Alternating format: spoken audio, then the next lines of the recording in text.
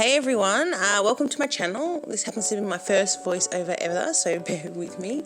But this is me creating a Polymer clay Voodoo doll figurine.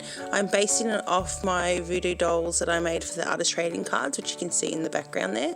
But it's going to be more of a generic version with no personality, so to speak. So I was basically just making the wire armature for this character and bulking it out with foil. I did put foil in places I probably didn't need it, so like the feet, and I did have too much more wire that I didn't need. I thought I was going to have the arms out away from the body, which is why I had the wire there for it, but turned out it just caused me more problems in the end. But it all did work out in the long run, so I'm pretty happy with it. But once you bulk out your character's armature with the foil, you can start applying the clay to it, and it's good to have the foil there so the clay has something to stick to rather than just trying to stick it to the wire. I'm just using a white polymer clay that I got at a crafty store. It's not anything fantastic. I found it to be a little sticky due to the heat, but it was pretty easy to work with. So I just basically applied the clay as much as I could. I wasn't too concerned about the shape of it to begin with. I just wanted to get the clay on the armature, and we started then sculpting out the details from there.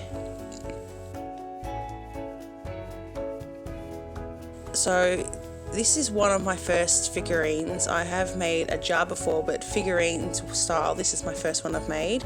As I said before, it was a bit sticky and hot that day, so I did use some corn flour to help with that. Otherwise I just couldn't hold the shapes of anything. It was getting fingerprints everywhere and it was really causing me a lot of trouble, so the corn flour helped out a lot.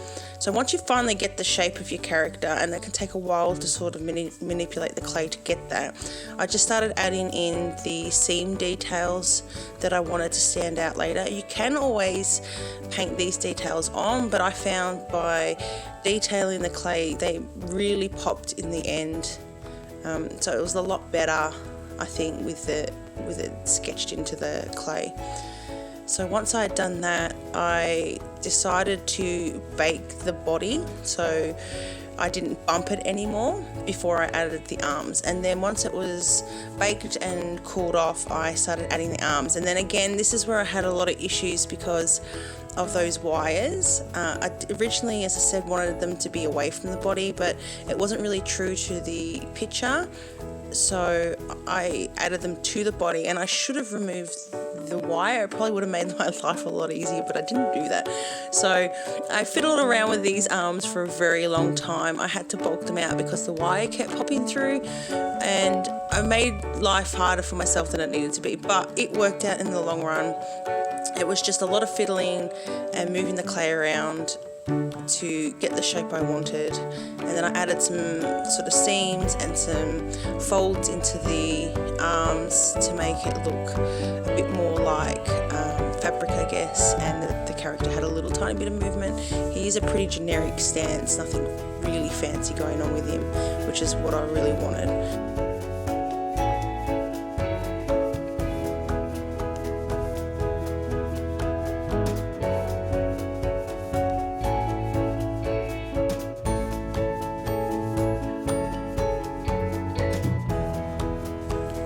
So once I got the arms where I wanted them after, I don't know, a good hour or so of playing with it, I then decided to work on the head. Now again, the head I had a lot of issues with. You don't see it here, but I've used a ball of foil and then I've wrapped that in polymer clay to make it light. And my original, I've did this design 3 times, and the original one was looking a little evil and wasn't true to the picture that you see there. He wasn't happy and stuff like that. So I've redone him a few times, and this was the final one I went with, where he's a lot more happier. And then I lost some footage, so you don't get to see me attach the head, but I basically just put the head on the wire and attach some clay and blend that into the head. And then because he wasn't standing up like I wanted him to, I've just used a bit more foil over with some green polymer clay and just made a base for him and stuck him in there.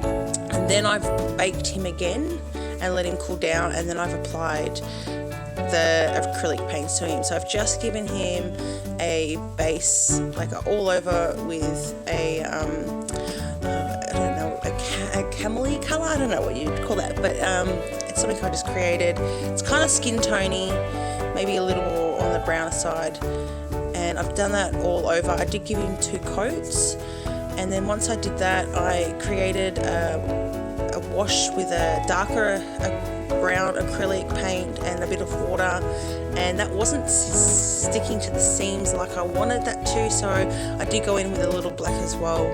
So the seams are made up of just blacks and browns, and I wipe it on and then rub a lot of it off.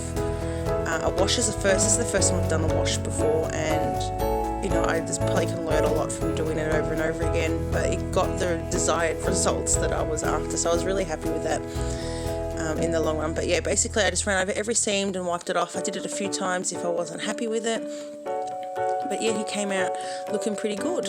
And then from there, I wanted to get the button on his eye a different colour or stand out from the rest of him, so I also got that black acrylic wash, and I went over his eyeball, or button eye, I guess you can call it, with that. I didn't want it to completely be just solid black, so I did use the wash and took a little bit of it off and then went back over it, and I think it came out with quite a good look, where you'll see that in a moment. And here I was just going over with a bit of a darker with the acrylic paints as well through some of the lines to make them stand out. But yeah, here's the eye. Again, that's just the wash, and then I'll dab a bit off, and I think it made him look, I don't know, it looked really good. I was really happy with it, because at this point I'd failed nearly, I don't know how many times with this little guy, and nearly gave up on him, so I was really excited at this point because he was coming together. So to give the base a little bit more depth, I've added some lighter paints, like lighter green paint, acrylic paints, and darker acrylic paints, and I've just sort of blended that into the base a bit to try to give it a bit more depth, and not just look like one solid colour of green. And then because he's a voodoo doll, he needs this little pin, so I've cut a normal sewing pin in half, and I've just drilled it into him. I probably should have used glue, but it's in there really solid, and then I did seal over the top of it later, as you'll see. Added a little bit of red paint for blood, and then they're sealing it all up again. So I hope you guys enjoyed this video. If you do, please feel free to subscribe. I will be having more polymer clay videos popping up along with other art videos, so I'll see you next time.